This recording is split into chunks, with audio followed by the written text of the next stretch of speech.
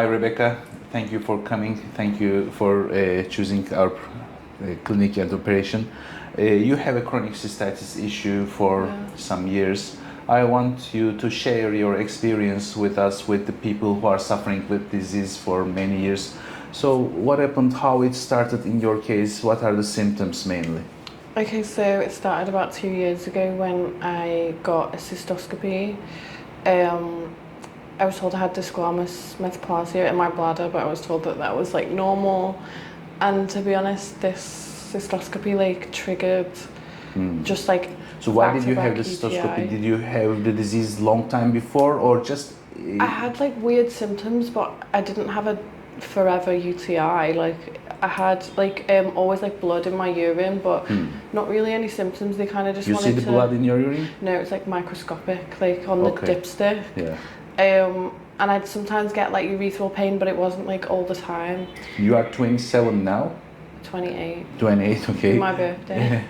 Today your birthday? No, it was like a few weeks ago. Okay, so you were like 25, 26 at that time. Yeah. And previously in your life you were experiencing some I'd symptoms? say I probably would get more UTIs than like the average person, but like it wasn't like 24/7 or like all the time. I did have quite a sensitive urethra, like it would be triggered from like sex or like things like this. And what were your fine. precautions? What were you doing in such cases? Literally everything, like urinating after sex, making sure I don't use any like perfumed soap, like just being like really careful of like the urethra and like the vagina in general, just like making sure it's kind of okay. But yeah, once I had the cystoscopy, it was just like back-to-back UTI, and it just like sort of never went Was away. it a local anesthesia cystoscopy in the office or in the operating room? It was with lidocaine, flexible cystoscopy. Flexible, yeah, okay. And what did they see in that cystoscopy? So they just saw like, they just said there was squamous metaplasia and trabeculation. Yeah. But they just said like it's normal, and then they wanted to put me on low dose antibiotics, like this didn't work. And about 8 months later I went to Harley Street to get the long-term full Actually, dose. it's still, for me also it's a question mark. If I see a squamous metaplasia, but the patient is not suffering for a long time, I can say, okay, let's try the antibiotics and treatments first, everything we can. If it works, maybe in some of the people it's working, we will not do the fulguration. But if it doesn't work, we will do the fulguration. We will recommend the fulguration, of course, if there is squamous metaplasia. So you went to Harley Street, and what did they offer?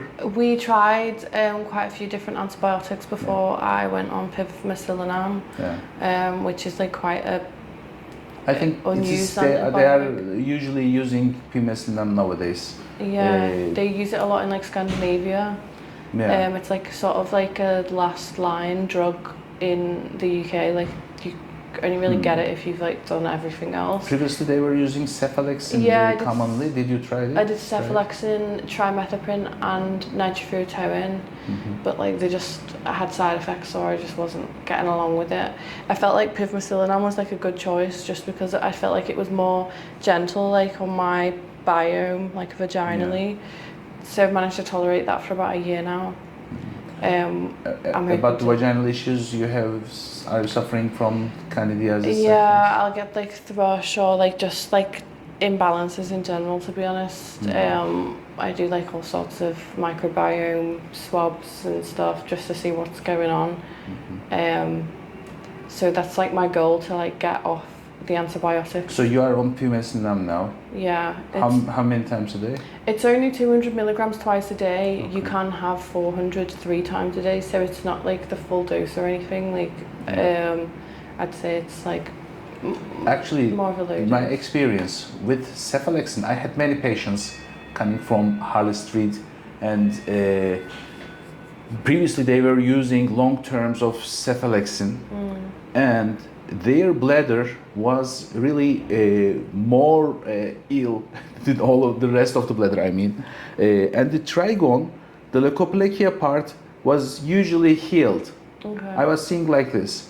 the leukoplakia healed, but underneath there's the red tissue we call trigonitis. Yeah. So we were fulgurating that part. In your case, for how long did you use pumice?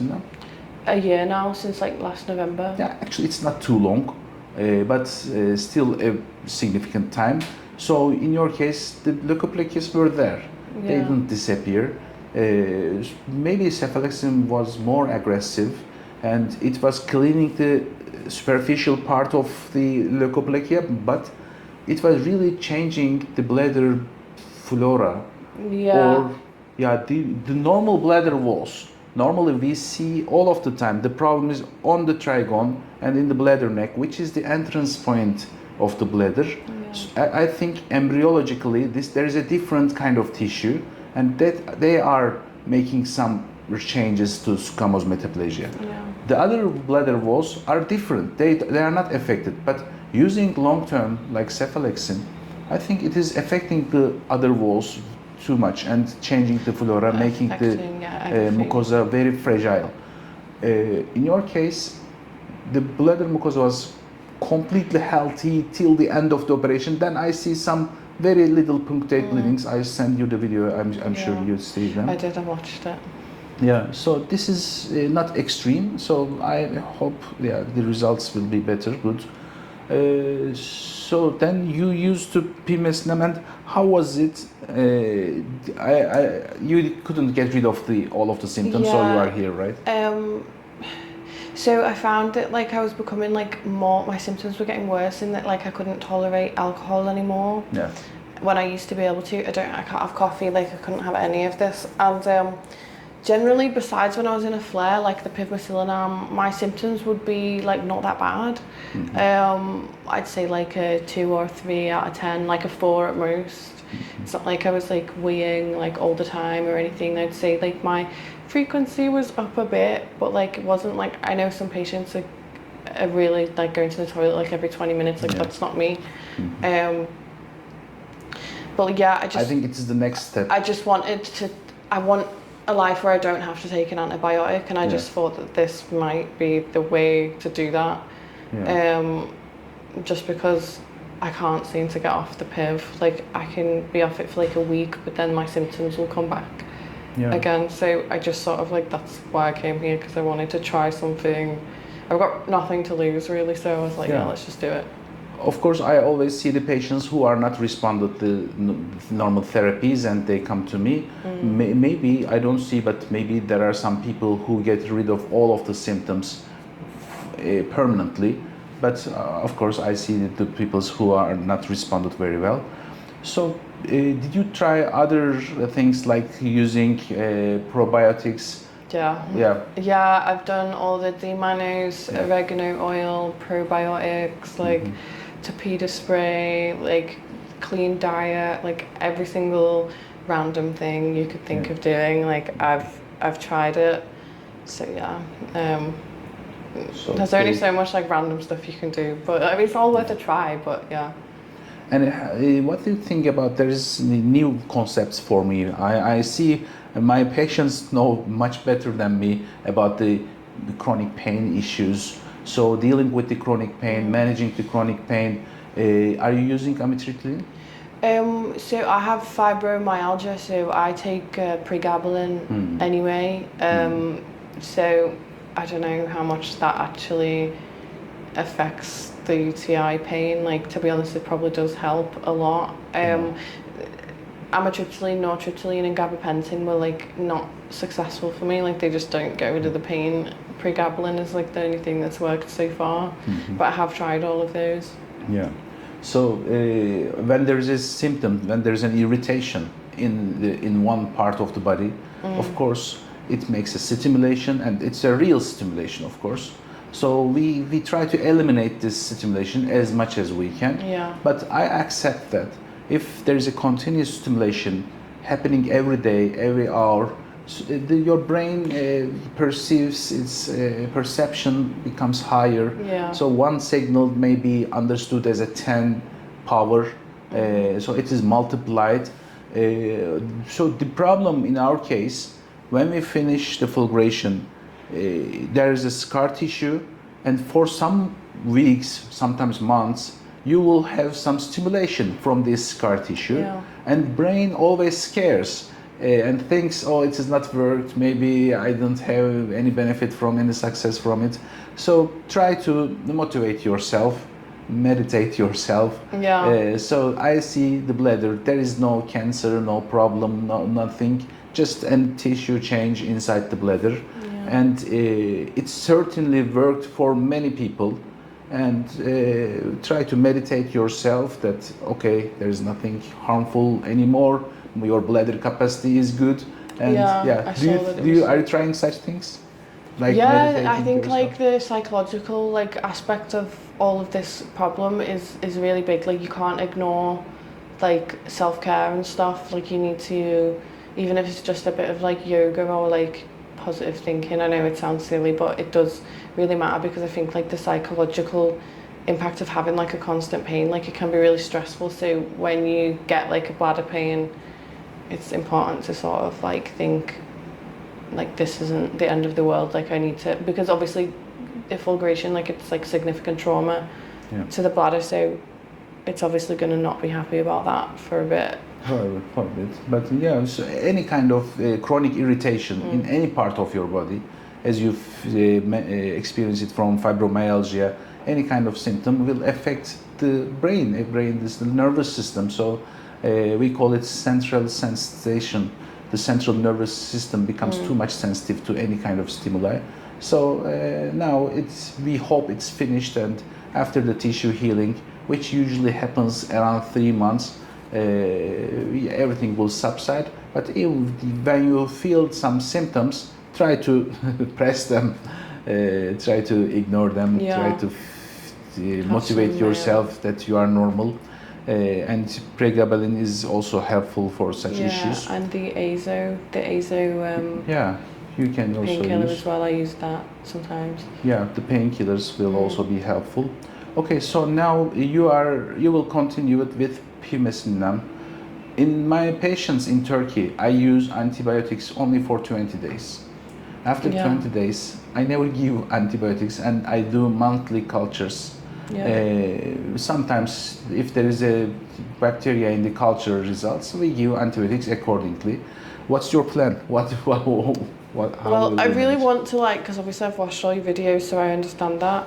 I really want to maybe do, because I'm taking the Suprax right now as well, alongside the pivmesilinam. So I was thinking, take the pivmesilinam for maybe like, and the Suprax maybe for 3 weeks, then knock it down to just pivmesilinam, maybe do 6 weeks in total of that, and then trial coming away from it. Yeah, actually, if your symptoms are good enough, 6 weeks, stop them. If your symptoms are still irritative, the tissue healing may take time. So if you feel there's still irritation, you can continue maybe 3 months. But then try to stop everything. Yeah, no, I do want to try to not be on it. I probably like stay on like the oregano oil and stuff like that, just to sort of give it a little boost, but like generally, And about the probiotics, are you using vaginal probiotics too? I use vaginal probiotics, sort of take them orally, have like kefir, the drink. Okay. Yogurt, Greek yogurt, like I do try. Okay, so we will be in follow-up, and I recommend to do monthly cultures. I recommend the normal cultures actually. If we have too much trouble, we are going for the more detailed cultures. But as I always mention, they are always finding some bacteria, which I believe some of them are the normal part of the normal flora, some part of the normal flora. Or if when you use long-term antibiotics, you are suppressing some normal flora bacteria and the other ones come out more. Finding out them is good, but if it is untreatable, it's really making no sense. Okay, so we will be in touch. Still, we have some missing parts, not enough parts in the follow-up about these cultures. But in Turkey, as I say, there is no high sensitive cultures. Everybody is doing normal cultures. And for 3 months they are suffering. and then they are healing. Some of them in 6 months. Okay. Some of them may have some attacks 1 or 2 times in the first couple of years, but it is usually very temporary, and it goes off. Okay. Yeah, permanently. no, that's fine. I will do like the monthly Yeah. culture and let you know. Okay, so we will be in touch. Thank you for sharing your experiences No with us. problem. Thank you. Thank you.